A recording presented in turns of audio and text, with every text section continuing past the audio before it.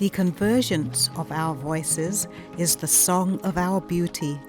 Many voices will speak here, the song woven through diverse notes.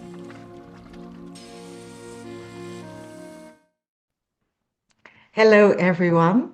I would like you to meet Gayatri Sethi, who is the author of the book Diaspora-ish, which you can see in the corner of her screen right there. And I found this book fascinating and thought-provoking. And the very beginning of the book is about identity. And so, at the beginning of this talk, how would you identify yourself? Yes, thank you so much for inviting me to join you for this conversation and also for reading the book. I truly appreciate your generosity and care in reaching out to me for this conversation. So, how do I identify? It took a whole book to answer the question, almost 300 pages. Yeah. And so, in very brief terms, I identify as polycultural, as multilingual, as interfaith. So I come from many places and I belong to many diasporas, but I also unbelong to a lot of places. So the question of identity is so slippery and tricky, and that's why I dedicated the whole book to exploring it. Yeah, so I think we are one of many, or two of many, who are part of many diasporas and have always got to seek places of belonging. And unbelonging is definitely a big part of who we are. And how do we belong? What makes belonging, do you think? You know, I sit here in this corner and reflect upon that a lot. Um, I think it's people more so than place or identifiers or structures. I think it's people, right? I think what makes Mhm. belonging is relational. It's feeling connected to others, to people. And Mhm. so for me, a lot of unbelonging is to institutions and structures and systems. And a lot of the unbelonging comes from when I force myself to fit into a particular structure that really wasn't designed for me to begin with. And so, what makes belonging, your generative question, I think it's often people. So, you asked me how to pronounce my name. Well, in Trinidad, they pronounce it very sing-song, Gayatri. And the first time I landed in Trinidad, the immigration official said, "Welcome home." So that immediately said to me, this is my first time here and already I'm home. But this place, it's not about the place as much as something in this human to human exchange, despite the visa and passport control set of structures that says, we're going to decide if you're allowed to come in or not. But despite that, the human to human connection was welcome home. And Yeah. I think it's the personal, it's energetic, it's relational. Hmm. And Trinidad seems to be a place where many cultures can be there and live and accept each other and enjoy each other. Absolutely, that was my experience, and I'm Yeah. so blessed to be there. Um, to also share that space with students because I would come with students and for them to experience that. Many of them were students who had grown up in the United States in the settler colony. Many of them had never been on a plane before. Many of them had never left the country before. And the kind of gregarious hospitality and sort of welcome of an intercultural space that Trinidad was really transformational for many of them. Hmm. Hmm. Mm. So you have been to Trinidad several times? Yes, I've been fortunate to go about 4 times, Wow. and each time I brought students with. hmm. And that was for work at the university? That's correct. Mm. Uh-huh. I taught at a women's college, and one of our mandates had been to globalize the curriculum. And so I was a member of the team that cooked up what that could mean. How could our curriculum become more global? And so I decided that going to bring 18-year-olds to a place like Trinidad. I also had colleagues to bring students to Cuba and Jamaica, and indigenous lands within the U.S., Puerto Rico. So we would bring our students with us, and we would study a lot about kind of questions like identity and belonging and Yes. globalization and multiculturalism, all those core concepts that are in the book Hmm. originally, were part of lectures and lessons. So that's how the book came about. Ah, yes. I like the format of the book because it isn't you just sit there and read. You really have to think about the concepts and and make some decisions about how you feel and about also language that we take for granted sometimes and never think about, such as citizen. Yes, yes, and you can imagine that I would be in conversation with students and doing the same work with them. So there was definitely a pedagogy informed by mostly bell hooks, Yes. um, and that pedagogy was what informed the way I decided to write it. The style, the conversational modality, the inquiry, the questions, they were all very much sort of rooted in kind of a pedagogy. Yeah, yeah. Let me look at my notes here. Um, and you ask, is citizenship a colonial construct rooted in border imperialism? And I think that's very much connected to nationalism.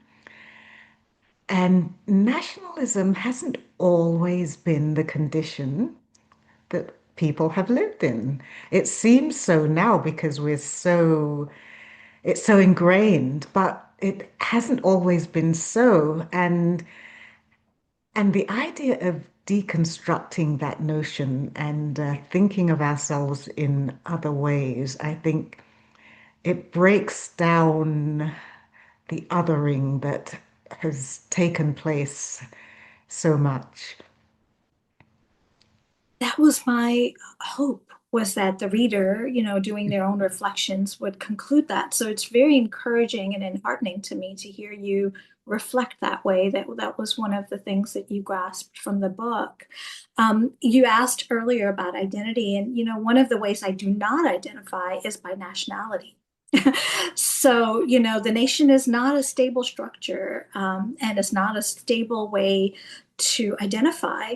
In my own lifetime, you invite folks who are over the age of 50, so I qualify by age category. And I'm a person who has living memory of my neighbors being called Rhodesia, and apartheid structure still being in place in South Africa that prevented me from, with the passport that my family held at the time, we had an anti-apartheid movement.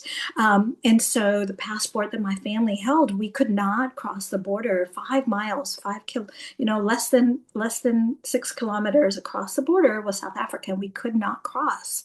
And we Mhm. and so nationality, I think from a very early age became something that was very slippery to me, and it wasn't the way I identified. And so when I was a teen, my mother would be like, be more Indian. I'm like, I'm not Indian. Like, so it wasn't because I'm not proud of my Punjabi heritage and my South Asian roots, but it's because the people that I most hold sacred and whose languages, thank heavens, I can speak and have access to, are now like they're on Pakistan's side of the border from 1947. So even intergenerationally, the nationality is not, citizenship isn't a solid, stable way to identify.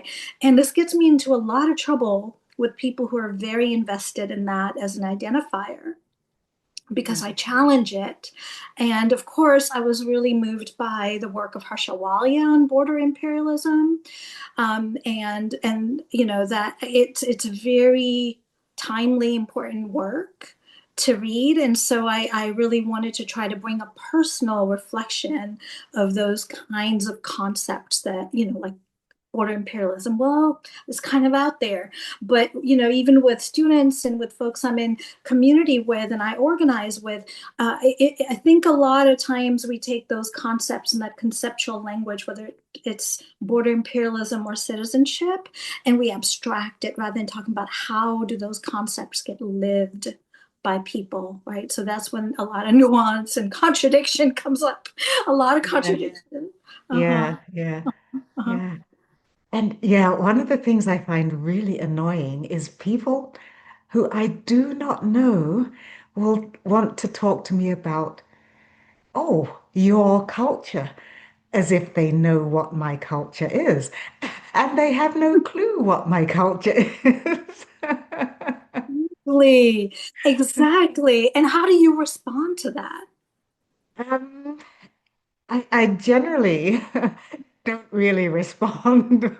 You Yeah, know. I suppose exactly. the question to ask is, oh, what do you imagine my culture to be? But and Exactly. And yeah. and a lot of times, those inquiries are not rooted out of genuine care and curiosity.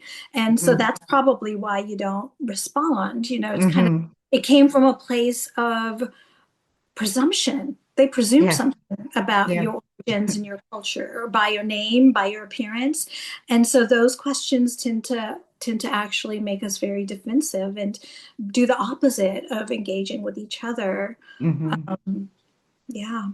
Yeah. And you spent many years, or some years anyway, certainly your formative years in Africa. Um, what can you say about that time?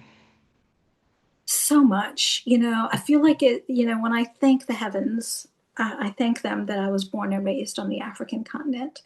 I feel very fortunate because the thing that's not obvious from my appearance is that I'm culturally very African. you know, and yet I know that, in a world where anti-Blackness is a global structure, that I have a particular, sort of important role and sort of responsibility, right? So if I claim to be someone who's from the African continent, then, it comes with a responsibility, right? Like that's where I land with that. Is what I can say about my time there is very much that I wouldn't be who I am unless I had been raised there, but also that I feel very responsible to the places where I grew up and the people with whom I grew up. So my mother still lives in the capital city of Botswana, called Gaborone.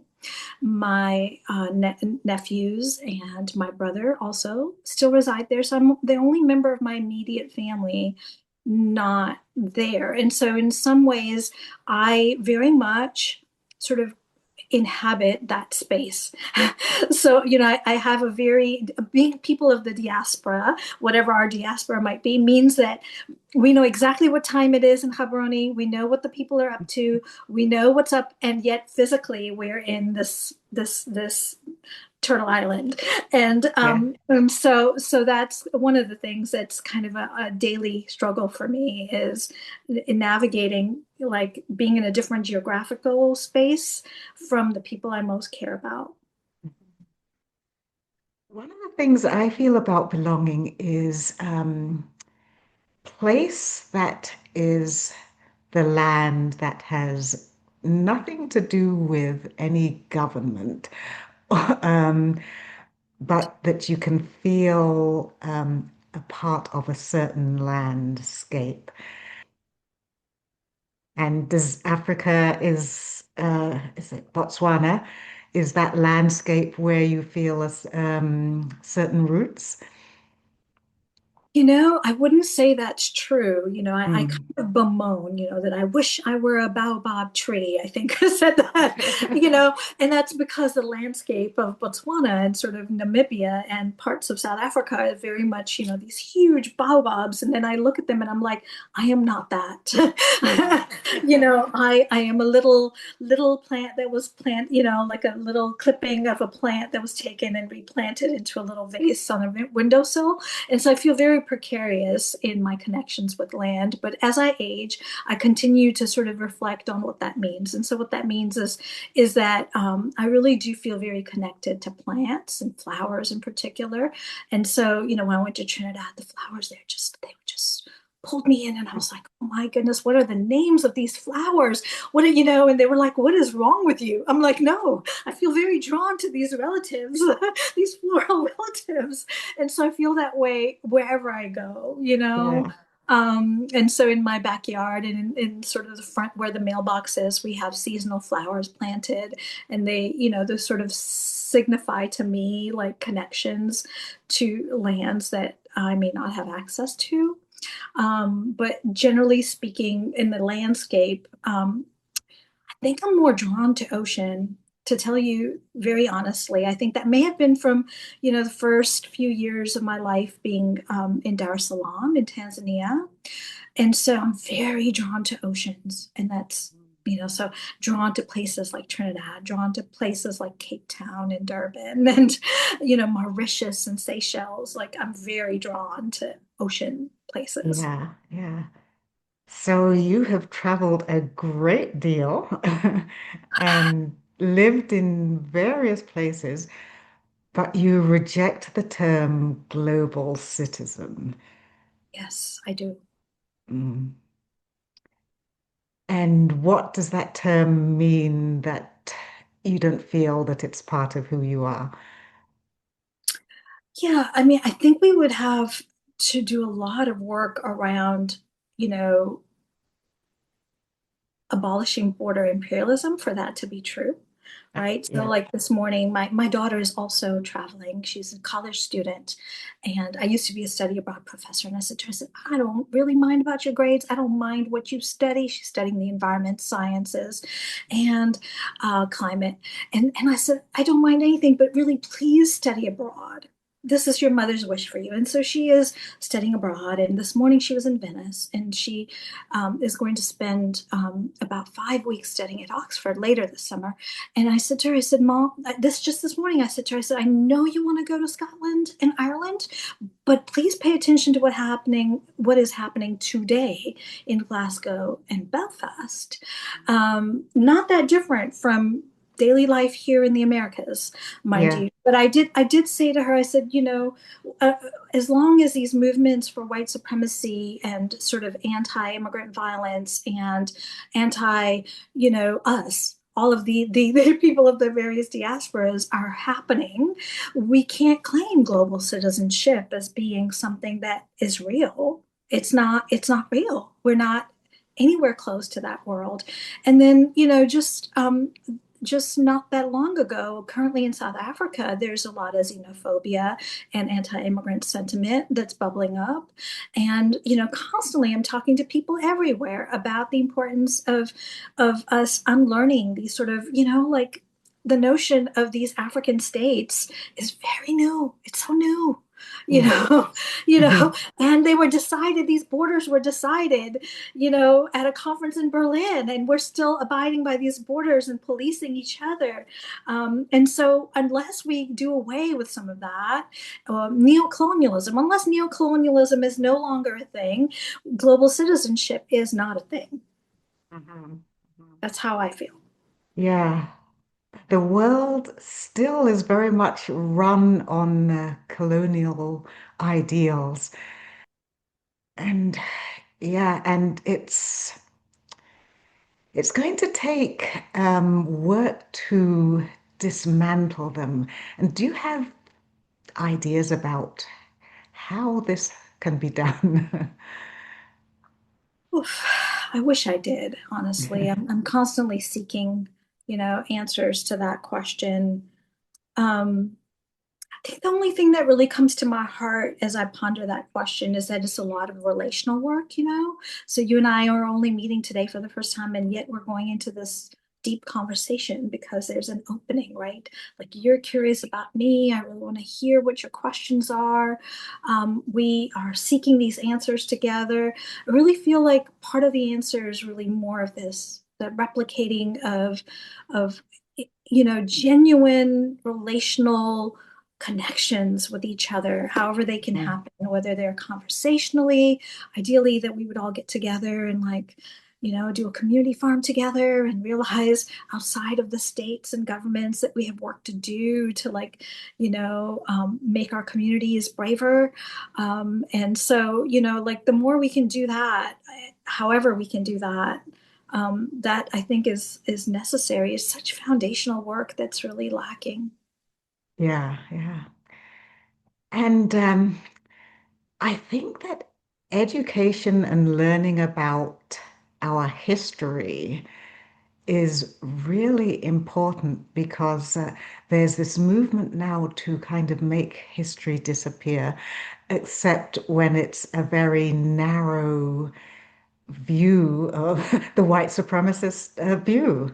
Um, and education can be something that brings us thought. It can also be something that crushes us. Oh, yeah. Oh, I felt that. Yes, it does. It can be. Uh-huh. And very much I remember when I was in school how education was actually a weapon uh, against who I was. You know? Yes. W would you say a little more about that? Well, when I was in school, which was forever ago, but there was no history that included me.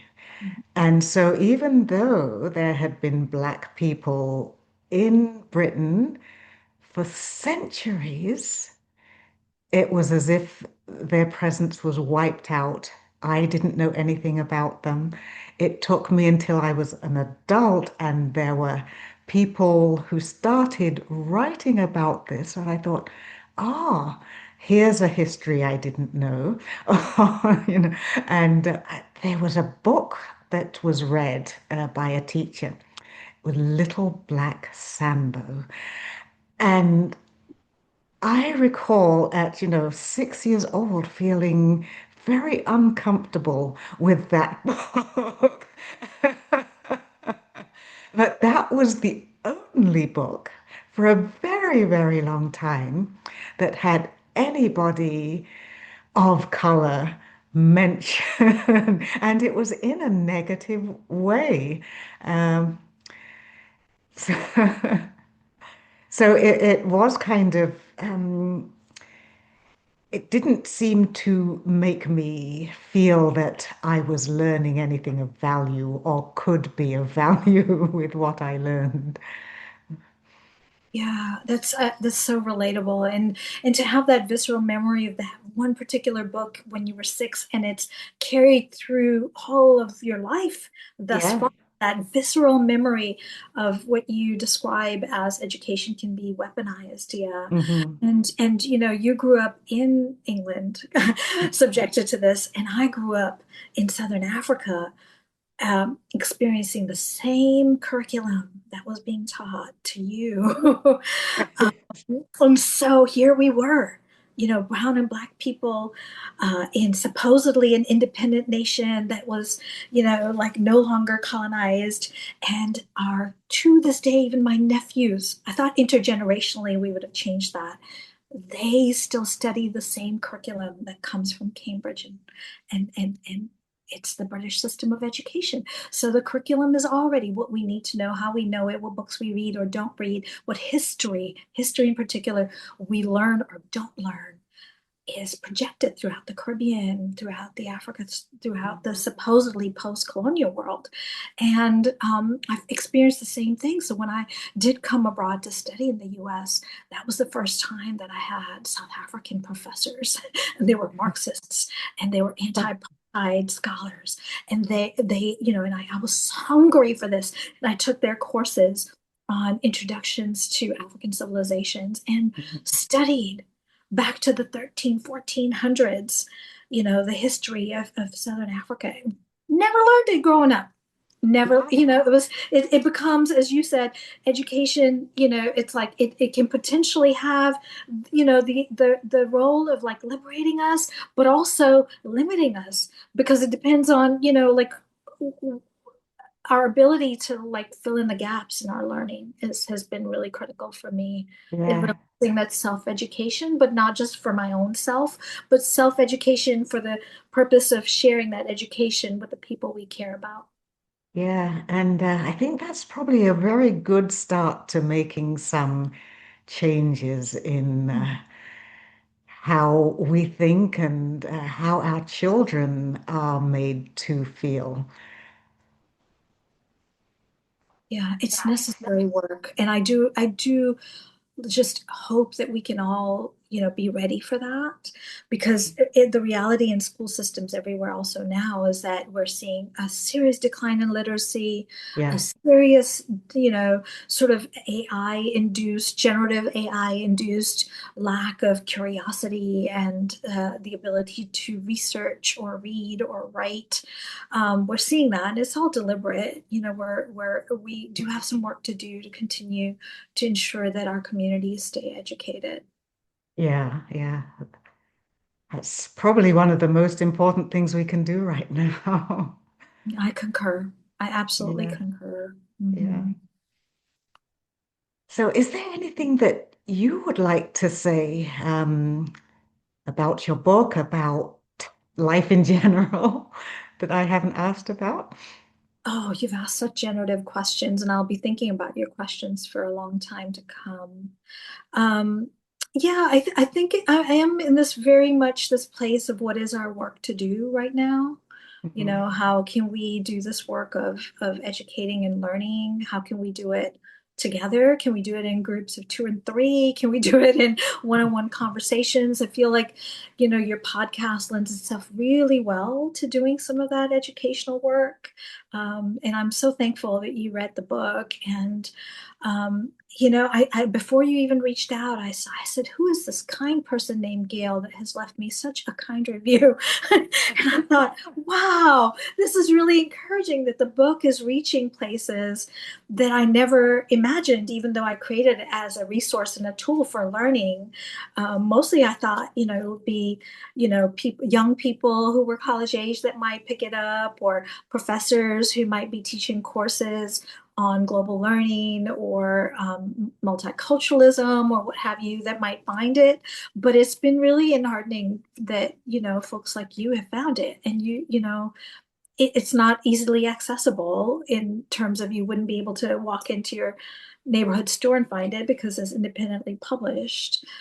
So I think that's kind of, the thing I'm most struggling with is, how to continue to do my work in a time where, you know, um, we're facing so many suppressions as well of speaking about these kinds of topics. And Yeah. I've really been struggling because, I used to receive a lot of guest lecturing invitations and things like that. I wouldn't say a lot, but more than now. And so, also by speaking up against the injustices that are happening in the world, I think, been suppressed even more. And so, that's also on my mind a lot, is how we can overcome these suppressions. Well, thank you so much, Gayatri. And it's been a real pleasure to talk to you. Thank you. And I hope people watching the channel will run out and buy the book and start thinking about all the concepts and questions that are within the book. Because I found that some of those questions that you asked, I didn't have an answer for. You know? But it's good to try and seek these answers. Mhm.